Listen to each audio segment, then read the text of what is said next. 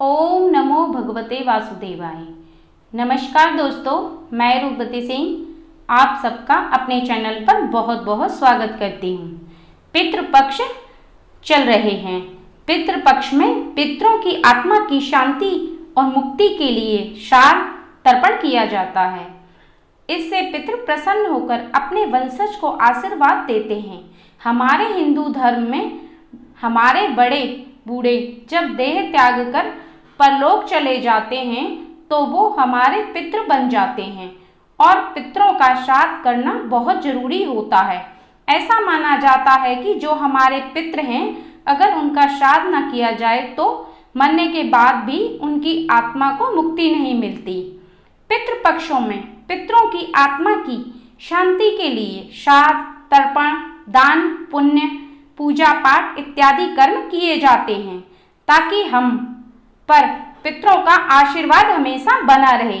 अगर हम बिना श्रद्धा के श्राद्ध करते हैं तो वह मान्य नहीं होता, इसलिए श्राद्ध श्रद्धा के साथ ही किया जाता है। बिना श्रद्धा से किए गए श्राद्ध से पितरों की आत्मा को संतुष्टि नहीं मिलती। जिनके पितृ प्रसन्न नहीं होते उन्हें पितृदोष लगता है। अनेक प्रकार की हानियां उठानी पड़ती हैं। घर में आपसी मतभेद बने रहते हैं। घर में कलह होता रहता है। घर में अशांति फैली रहती है। कार्यों में असफलता प्राप्त होती है। कोई कार्य बनता ही नहीं है। हम चाहे कितनी भी कोशिश करें फिर भी हर काम में असफलता ही मिलती है। अमंगल, संकट और अनहोनी होने की आशंका लगी रहती है। अनेक प्रकार के महादुखों का सामना करना पड़ता है। संतान प्राप्ति में भी परेशानियां आती हैं। अनेक प्रकार की विपत्तियां हमें घेर लेती हैं। संतान की शिक्षा में उन्नति नहीं होती। पितृपक्ष दोस्तों पितरों को प्रसन्न करने के दिन होते हैं। पितरों को शांति और मुक्ति दिलाने के इन 16 दिनों में हम छोटे छोटे उपाय करके पितरों को प्रसन्न कर सकते हैं और मुक्ति दिला सकते हैं। इससे पितृ दोष से भी मुक्ति मिलती है। इस उपाय को करने से पितृदोष नहीं लगता। उपाय काल सर्प दोष से भी बचाता है। उपाय को करने से शनि दोष से भी बचाव होता है और इसे पितरों का आशीर्वाद भी प्राप्त होता है। इसलिए वीडियो को अंत तक जरूर देखें ताकि आपको उपाय की पूर्ण जानकारी प्राप्त हो सके।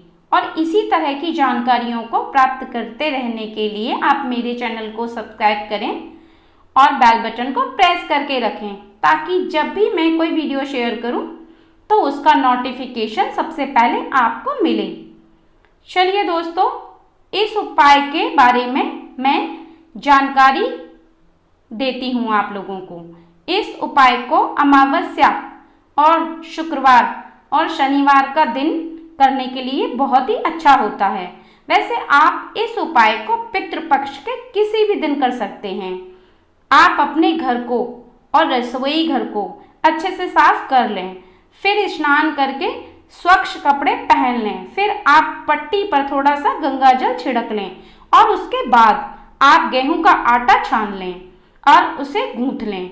उस आटे में नमक न डालें दोस्तों, बिना नमक का आटा ही गूंथें। वैसे बहुत लोग आटे में नमक डाल करके गूंथते हैं प्रतिदिन खाना बनाते समय, पर आपको इस आटे में नमक नहीं डालना है।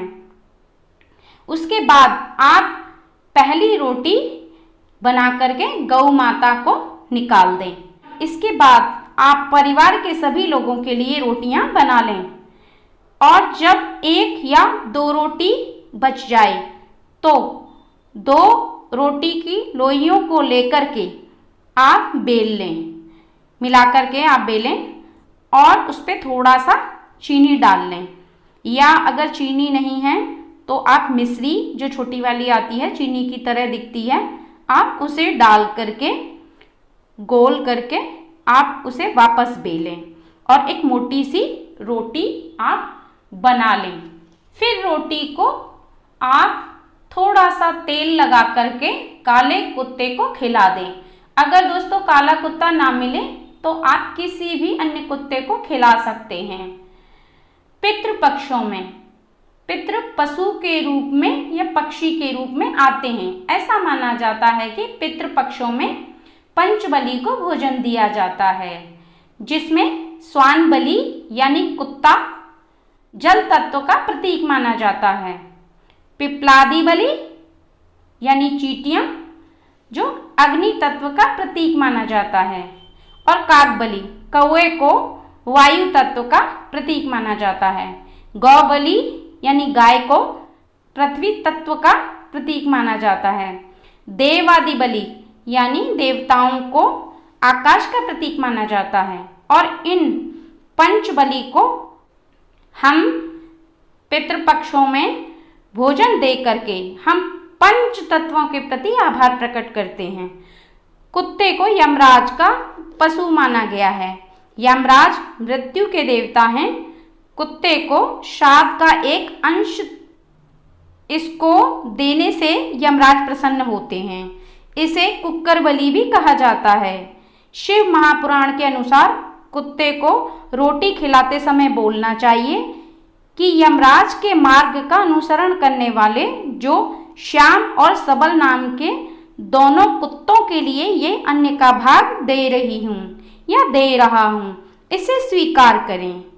जब आप कुत्ते को रोटी दें तो दोस्तों आपको भी यही बोलना है कि यमराज के मार्ग का अनुसरण करने वाले जो श्याम और सबल नाम के दोनों कुत्तों के लिए ये अन्न का भाग दे रही हूँ या दे रहा हूँ, इसे स्वीकार करें। दोस्तों अगर आदमी दे तो ये बोल दे कि दे रहा हूँ, और स्त्री दे तो ये बोल दे कि दे रही हूँ। कुत्ता आपको राजा से रंक बना सकता है और रंक से राजा बना सकता है। कुत्ते को खिलाने से दुश्मन आपसे दूर रहेंगे। कुत्ते को प्रतिदिन भोजन देने से जहाँ दुश्मनों का भय मिट जाता है, वहीं व्यक्ति निडर हो जाता है। कुत्ता आम जीवन में भी पालने से और भोजन देने से लक्ष्मी माता आती हैं। घर में कुत्ता अगर होता है तो उस घर में व्यक्ति बीमार कम पड़ते हैं, क्योंकि कुत्ता हर बीमारी को अपने ऊपर ले लेता है। कुत्ते को यम का दूत माना जाता है। ऐसा बताया जाता है कि कुत्ता आत्माओं को देख सकता है। असल में कुत्ता एक ऐसा प्राणी है जो भविष्य में होने वाली घटनाओं और सूक्ष्म जगत की आत्माओं को देखने की क्षमता रखता है।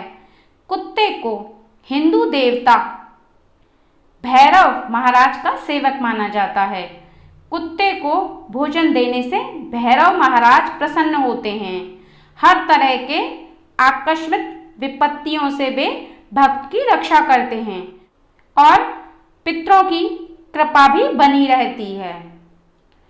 दोस्तों कुत्ते को रोटी देने से जिस तरीके से मैंने बताया है उससे शनि दोष नहीं लगता और पितृ भी प्रसन्न रहते हैं। तो आप अमावस्या या शुक्रवार या शनिवार इन दिनों में से इस उपाय को करें तो अति उत्तम होगा, और नहीं तो आप इन 16 दिनों में इस उपाय को किसी भी दिन कर सकते हैं। दोस्तों अगर जानकारी पसंद आए तो मेरे चैनल को सब्सक्राइब करें और पितृजनों और परिवार वालों को वीडियो शेयर करें। अब मैं इजाज़त चाहूँगी। नमस्कार।